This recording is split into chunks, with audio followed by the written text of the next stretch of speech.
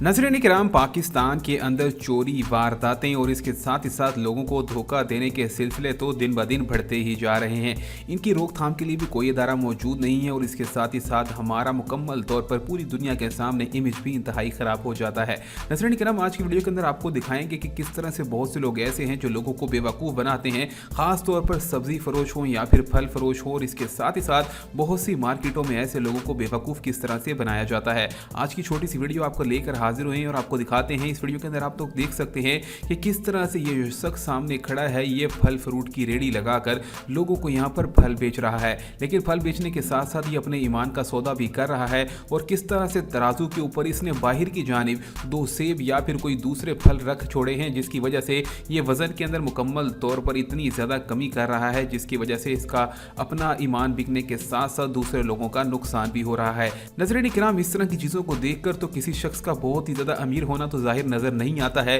लेकिन इस तरह की वीडियोस जब सोशल मीडिया पर सामने जाती हैं तो पाकिस्तान का इमेज पूरी दुनिया के सामने ख़राब हो जाता है। इस हवाले से आप लोग क्या कहते हैं, कमेंट्स के अंदर अपनी राय से ज़रूर आगाह कीजिएगा और इस तरह की मज़ीद मालूमाती वीडियोज़ के लिए हमारे चैनल को सब्सक्राइब, लाइक और शेयर भी करें।